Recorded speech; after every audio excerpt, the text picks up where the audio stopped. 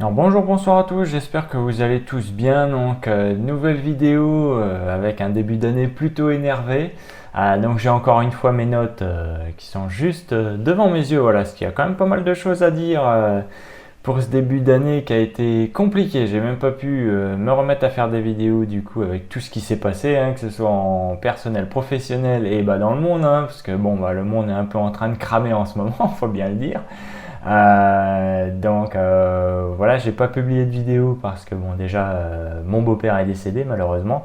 Donc bon, en fait j'étais retourné chez ma mère donc qui elle vivait avec mon beau-père depuis 13 ans. Donc voilà, moi quand ils se sont mis ensemble j'avais 15 ans. Donc voilà, pour ainsi dire c'est un gars que j'avais toujours connu. Donc bon, malheureusement il est décédé le vendredi 13 février. Alors on va dire qu'en termes de symbolique ça fait un peu peur quand même. Donc voilà, il y a eu ça. J'ai dû renégocier mon contrat de travail puisque forcément, bon bah 48 heures par semaine, c'est compliqué, hein, surtout dans le transport, parce que moi je suis dans le transport, moi je suis coursier pour les laboratoires, donc je transporte des médicaments, prélèvements sanguins et tout ça, avec des conditions, on va dire, de transport qui sont très particulières, c'est-à-dire qu'on a des températures à respecter, on en a plusieurs par type, ça va être on va avoir du réfrigéré, une température ambiante et congelé. Donc voilà, c'est vraiment un boulot qui est quand même assez stressant parce qu'à partir du moment où tu fais une connerie au niveau de tes températures, ça veut dire que tous les prélèvements que tu transportes sont morts. Donc voilà, bon, il y a quand même un peu de pression. 48 heures semaine pour moi. Bon, alors c'est 48 heures de travail effectif, hein. En réalité, c'était plutôt des semaines de 60 heures par rapport en termes d'amplitude horaire. Donc c'était pas la peine pour moi, c'était trop parce qu'avec ma santé de merde, c'est pas la peine. Donc voilà, moi j'ai fait modifier mon contrat. J'ai eu de la chance parce que bon, j'ai quand même fait mes preuves dans l'entreprise où je bosse. Donc moi je suis hyper carré, comme dit le patron. Au moins sur ta tournée, quand c'est toi qui est dessus, on n'en entend jamais parler, il n'y a jamais de problème. Donc bon voilà, j'ai pu faire modifier mon contrat parce que bah, 5 jours par semaine, 47 heures de travail effectif, j'ai diminué à 4 du coup. C'est 4 jours maximum, donc voilà, en gros je fais 3 ou 4 jours par semaine de travail, vu que de toute façon en 4 jours j'ai déjà beaucoup plus de 35 heures, donc j'avais pas besoin de faire plus que ça. Donc moi de toute façon niveau revenu, je cours pas après l'argent, de toute façon ça sert à rien, tu vas te faire baiser par les impôts si tu montes trop haut. Donc voilà, ça sert à rien, autant rester comme ça à un niveau respectable sans s'éclater trop la santé. Et puis bon, de toute façon j'aurai pas de retraite, alors ça sert à rien de s'emmerder à faire 35 millions d'heures vu que on n'aura pas de retraite nous. Faut bien se le dire, ou alors notre retraite ce sera 150 euros ou genre un ticket de rationnement de bouffe comme pendant l'époque USSR. Alors voilà, c'est pas la peine. Donc ensuite, on va parler un peu de la fameuse 25 que j'ai achetée parce qu'évidemment, hein, véhicule oblige, bah, problème oblige. Et bah, la 25, au bout de 1500 km, elle est malheureusement en train de se décomposer. Quand je dis qu'elle se décompose, ça va pas. Ça va pas du tout. Donc là, j'ai la liste à peu près exhaustive. Donc bon, bah, ça commence. Fuite de liquide de frein sur une des conduites de frein en fait, hein, sur un des flexibles. Du coup ça part du bloc moteur puis ça va jusqu'au bout. Alors j'ai remarqué qu'en effet ça fuyait quand même pas mal, donc je sais pas où est la fuite, honnêtement je m'en fous, c'est pas mon problème. Donc voilà, il y a déjà ça. Il y a plusieurs fuites d'huile donc sur le bloc moteur, notamment le bas moteur. Alors notamment sur le vilebrequin, c'est-à-dire que vous avez votre bloc moteur, vous avez votre vilebrequin forcément, et vous avez votre poulie qui est direct après qui entraîne la courroie de distrib. En fait, la fuite elle est littéralement entre le bloc, la pièce mobile qui tourne au bloc, juste au bout du bloc, et entre la poulie en fait. Donc il y a une fuite d'huile à ce niveau-là, c'est génial.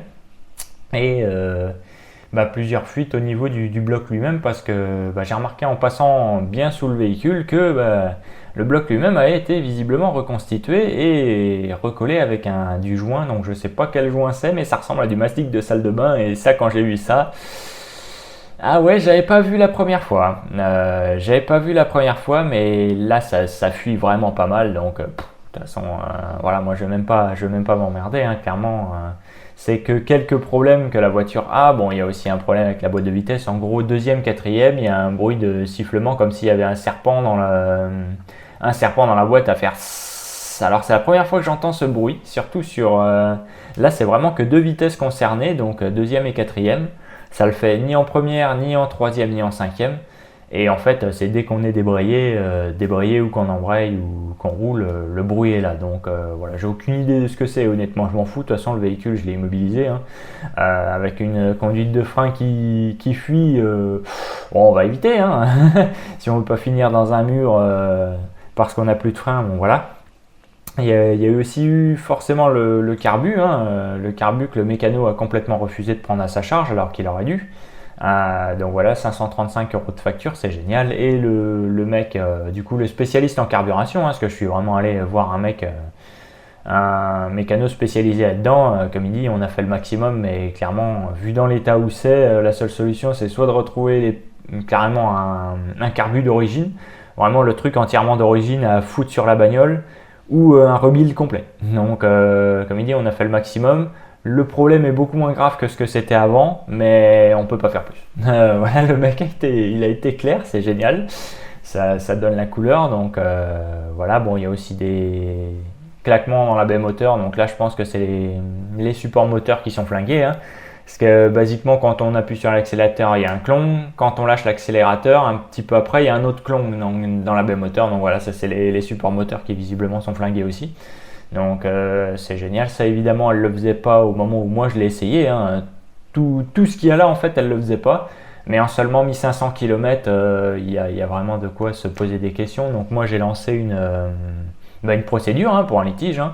Moi je vais faire annuler la vente, je vais pas m'emmerder avec ça. Si au bout de 1500 km elle a déjà autant de problèmes, c'est qu'au bout de 3000 la bagnole soit elle prend feu ou elle explose, ou voilà. Donc moi je vais pas me péter les noix, j'ai lancé la procédure, j'ai envoyé un courrier au mécanicien, le mec il se démerde, j'en ai rien à foutre. S'il faut, je fais venir un expert automobile, il constate, et dans tous les cas, c'est soit il remet la bagnole en état, et dans tous les cas, moi je veux pas. Moi je veux qu'il me rembourse, qu'il me refile ma thune. Donc voilà, moi ça va être ça. De toute façon, pas de problème. J'ai assez d'argent, on va dire, pour faire venir un expert. C'est pas ça le problème. J'ai le mécanicien de la commune où je vis qui de toute façon pourra sans problème me prêter un pont pour que l'expert fasse son tour. Puis voilà, au bout d'un moment, de toute façon, d'après l'assureur, de toute façon, parce que moi j'ai contacté mon propre assureur, donc la Massif, grand merci à eux, qui m'ont mis direct avec leur service, du coup responsable de tous les litiges et tout ça. Et là, ils m'ont expliqué comment faire, notamment au niveau de la situation actuelle. Et comme me dit la nana que j'ai eue, normalement, vous devriez avoir aucun problème à faire annuler la vente, là, d'après ce que vous me dites. Donc voilà, je suis pas particulièrement inquiet là-dessus.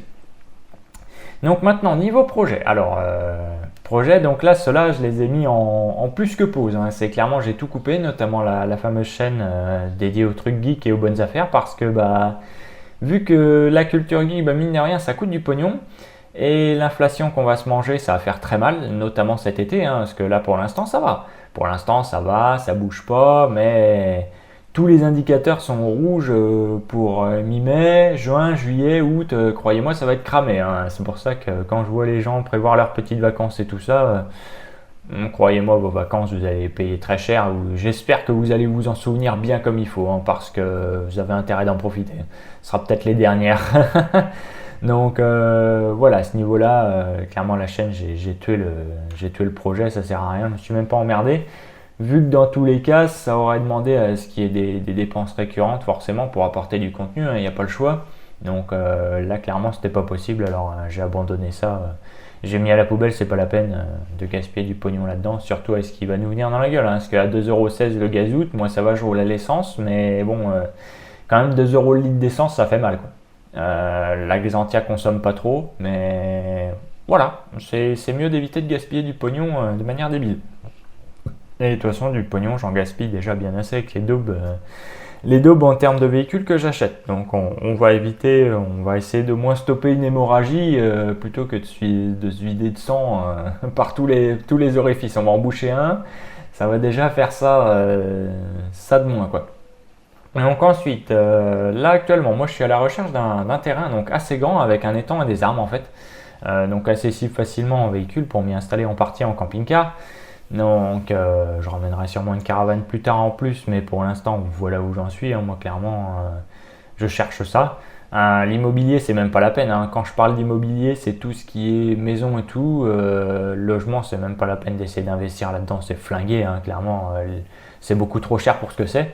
La seule solution, ça va être vraiment des terrains dits agricoles non constructibles et tout ça. Alors, normalement, il n'y a pas le droit de s'installer dessus, mais bon, moi, je m'en bats les steaks, hein, clairement. De toute façon, vu la situation dans laquelle la France va être, croyez-moi, tous les petits fonctionnaires et tout ça, ils vont devoir les virer au fur et à mesure, sinon ils auront. Bah, c'est simple, ils n'auront pas l'argent pour les payer. Donc, dans tous les cas, les petits fonctionnaires qui sont censés s'occuper de tout ça, bah, ils vont finir virés au bout d'un moment, il n'y aura pas le choix. Donc, au final, s'il n'y a personne pour faire le papier, bah, tu risques rien. Bah oui. Si plus rien ne fonctionne, quand veux-tu qu'on vienne t'emmerder? S'il n'y a plus de flics pour venir t'arrêter, tu peux te balader comme tu veux, hein. Donc voilà, au final, je vais même pas m'emmerder avec ça. Je vais faire littéralement ce que je veux, comme je veux, et puis voilà.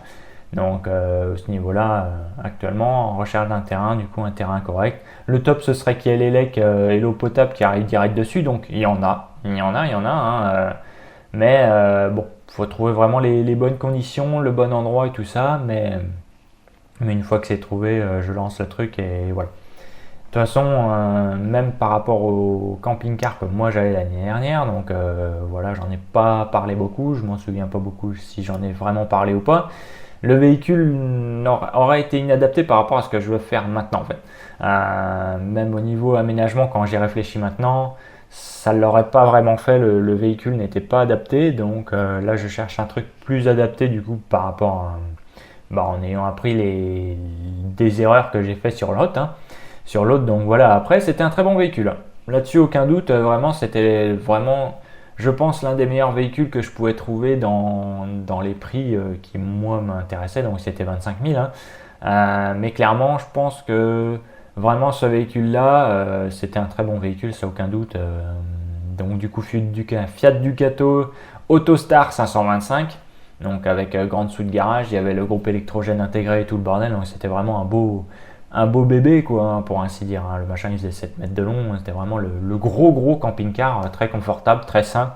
Il y avait quelques petits problèmes évidemment liés à l'âge, mais à part ça, c'était un bon véhicule. Donc bon, c'est leçon apprise, hein. De toute façon, il y a qu'en faisant des conneries qu'on apprend, hein. C'est comme ça que ça marche. Et puis même, quand on regarde beaucoup de gars, notamment Christophe de la chaîne Pragma Ferme ou le gars qui fait la chaîne Eliacar dans les bagnoles, quand ils parlent de leurs échecs passés, au final, moi je trouve que je m'en tire pas trop mal, hein. Ça va, je ne suis pas rendu à gaspiller 100 000 balles, pas pour l'instant, hein, pas encore, hein. J'ai pas encore gaspillé 100 000 balles, mais ça pourrait venir, on sait pas, mais voilà. De toute façon, celui qui vous dit qu'il a jamais fait d'erreur, c'est clairement qu'il est en train de vous mentir ou qu'il n'a jamais rien essayé de sa vie. Donc bon, voilà, clairement, on peut l'ignorer direct et le jeter à la poubelle, hein. Genre de personne, c'est même pas la peine de s'emmerder avec. Donc voilà où on en est actuellement. Il y aura une vidéo sur la R25, du coup les problèmes, je vais clairement faire une vidéo, comme ça au moins, bah ce sera en vidéo, c'est-à-dire que si après même le mécanicien vient m'emmerder, il y aura une vidéo quand moi je suis passé dessus, il n'y aura pas moyen de trafiquer ni de faire de magouille, quoi. Vraiment ce sera pas possible, il y aura une vidéo de toute façon qui sera publiée, donc voilà. Même pour moi c'est très bien, au moins comme ça c'est acté, il y aura la date et tout le bordel, là, c'est impossible de mentir ou sortir la moindre connerie là-dessus. Donc voilà où on en est. Moi je vais reprendre les vidéos là, j'espère, parce que bon, maintenant mon rythme de travail il est enfin diminué, donc je suis enfin en forme.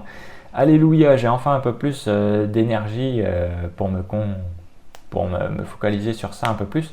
Donc là, je sais pas comment ça va être au niveau du rythme, hein, parce que j'ai beaucoup de trucs à faire, notamment aujourd'hui là. Encore une fois, bon bah c'est tant mieux, hein. Si j'ai des jours de repos, autant les occuper à faire des choses, hein. C'est l'objectif, pas rester à rien foutre quand même. Donc voilà. Moi je vous dis à la prochaine pour une prochaine vidéo, et puis bah amusez-vous bien, peu importe ce que vous faites, et puis salut!